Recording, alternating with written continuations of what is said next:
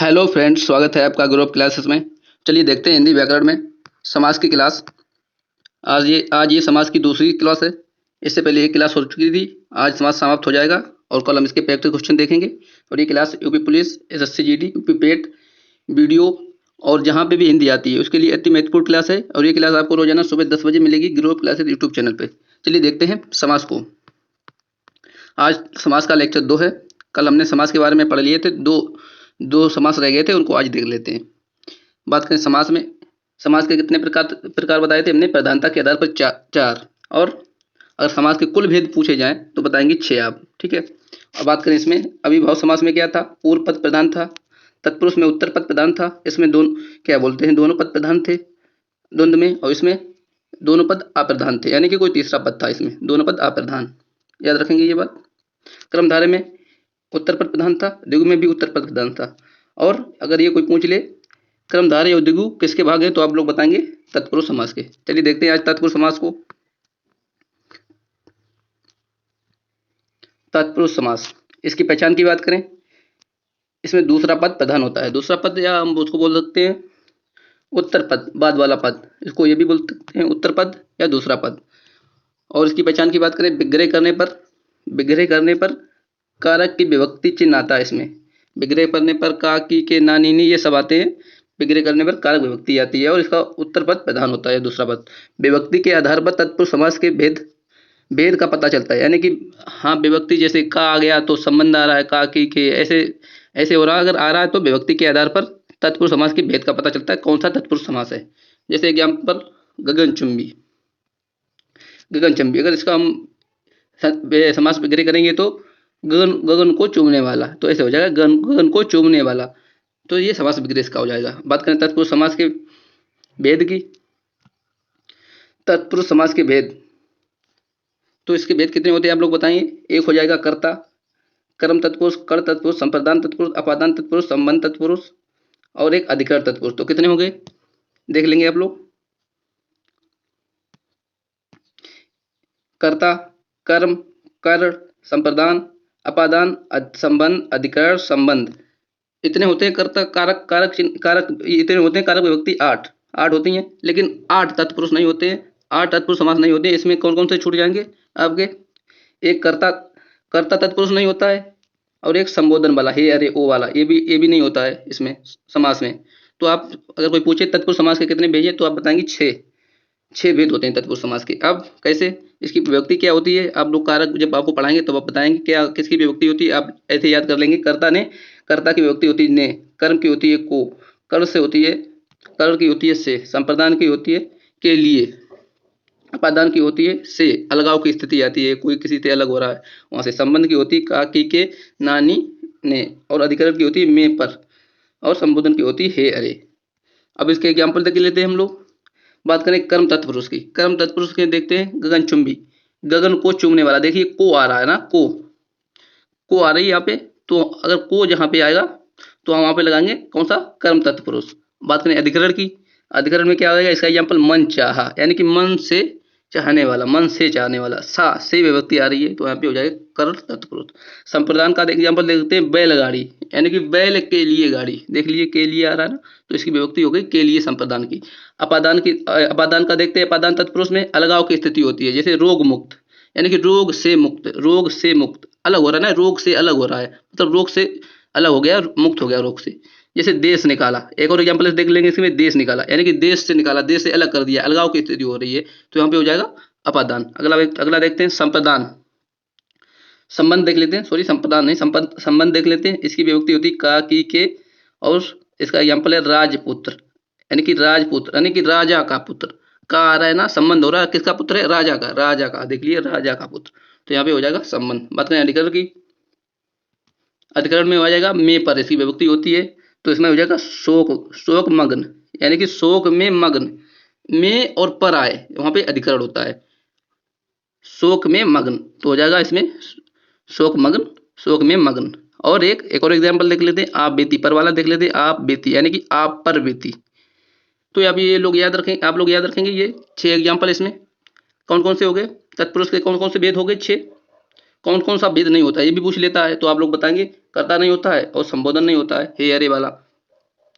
तो आप लोग एक बार रिवाइज करा देते हैं आपको। कर्ता का हो गया को, यानी कि जहाँ पे को आए, को की विभक्ति आए वहां पे कर्म तत्पुरुष होता है। करण से आए, जहाँ पे से विभक्ति आए, विग्रह करने पर से की विभक्ति आए वहां पर होता है तत्पुरुष, करण तत्पुरुष। और संप्रदान के लिए जहाँ पे आए वहां पे होता है संप्रदान, विभक्ति विभक्ति करने पर के लिए जहाँ पे आए वहां पे होता है संप्रदान तत्पुरुष, यानी कि। और अपादान की बात करें से, यानी कि अलगाव, जहाँ पे अलगाव की स्थिति हो विग्रह करने पर, समास विग्रह करने पर वहां पे होता है अपादान।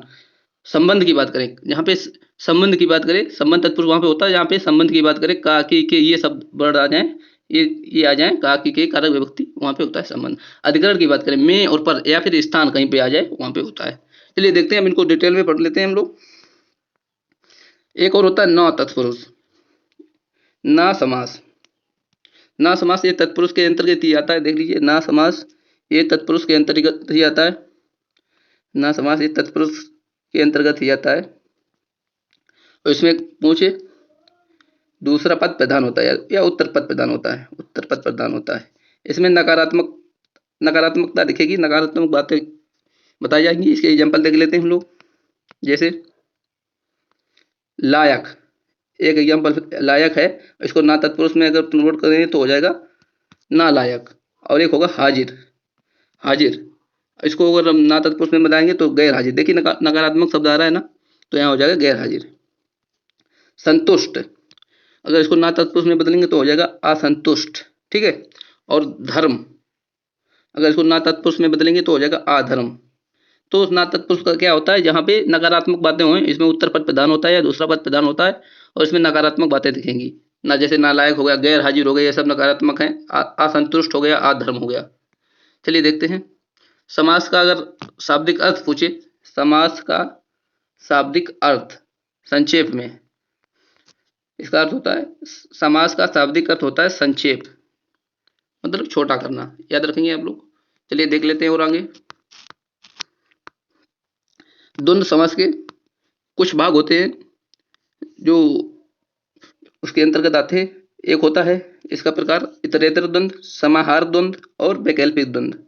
ये इंपॉर्टेंट है, आप लोग यूपीएसआई में इससे काफी क्वेश्चन अब की बार पूछे गए थे, तो देख लेते हैं हम लोग एक बार। इतरेतर द्वंद्व, इतरेतर द्वंद्व की बात करें, इसमें कौन कौन से एग्जाम्पल आएंगे, जैसे 91 हो गया, 48 हो गया, 47 हो गया, 49 हो गया, 61 हो गया, 57 हो गया और 68, ये सब इतरेतर द्वंद्व में आएंगे। अगर पूर्ण संख्या आ रही है 60 हो गई, 70 हो गई, 80 हो गई, 10 हो गया, 20 हो गया, 30 हो गया, ये सब किस में आएंगी, द्विगु में आएंगी, द्विगु में आएंगी।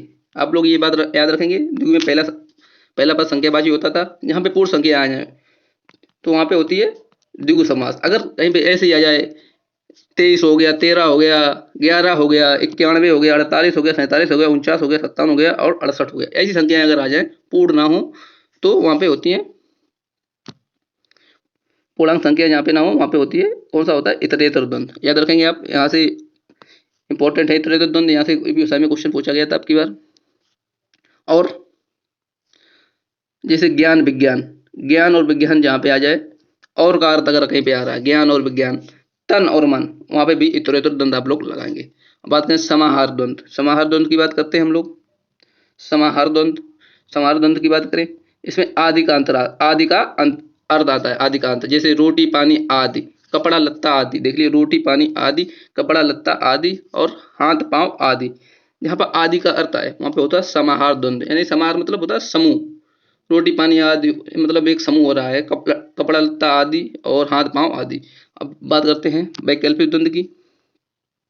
वैकल्पिक द्वंद्व की बात करें, इसमें आते हैं सारे विलोम, विलोम शब्द आते हैं इसमें, विलोम शब्द, जैसे अच्छा बुरा हो गया, अच्छा और बुरा, अच्छा बुरा और लाभ हानि, जहाँ पे विलोम शब्द आते हैं वहां पे वैकल्पिक द्वंद्व होता है। तो ये तो हो गए द्वंद्व समास के कुछ भाग थे जो आपके लिए रह गए थे, हमने आज कवर करा दिया आपके। इतरेतर द्वंद्व ये इंपॉर्टेंट है, आप लोग याद रखेंगे। समाहार द्वंद्व, वैकल्पिक द्वंद्व। इतरेतर द्वंद्व में कौन से होते हैं, अगर पूर्णांक संख्या आ गई, 60 आ गई, 70 आ गई, 80 आ गई, तो यहाँ पे द्विगु समास होगा। अगर वैसे आ रही है 91, 48, 47, 49, 47, 68, 87, कोई भी संख्या आ जाए जैसे इसमें ना होनी चाहिए, वहां पे इतरेतर द्वंद्व होता है।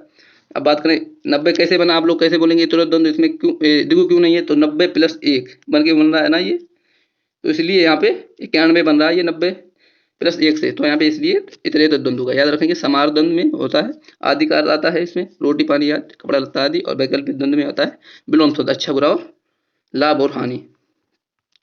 चलिए देख लेते हैं कुछ बातें और इसमें, और आपको कुछ बातें बता देते हैं हम अभी। अधिकरण, अधिकरण में आप लोग में पर की विभक्ति तो याद रखेंगे, और इसमें स्थान की बात आ जाए, कहीं पे स्थान, स्थान की बात आ जाए वहां पे भी अधिकरण होता है। जैसे चिड़िया पेड़ पर बैठी है, किस पे बैठी है? पेड़ पर, स्थान आ गया ना एक, तो जहाँ पे स्थान का बोध हो वहां पे भी अधिकरण होता है। अपादान की बात करें, अलगाव की स्थिति, अलगाव की स्थिति तो होती है, और तुलना भी अगर की जाए तो वहां पे भी होता है तुलना, जहाँ पे तुलना भी की जाए वहां पे भी होता है अपादान। जैसे एग्जाम्पल के तौर पर महेश कक्षा में सबसे होशियार है, जैसे तुलना हो गई ना, कक्षा में सबसे होशियार है, जहाँ पे तुलना होती है वहां पे भी अपादान होता है। तो आप लोग ये बात याद रखेंगे, ये बात आपकी रह गई थी।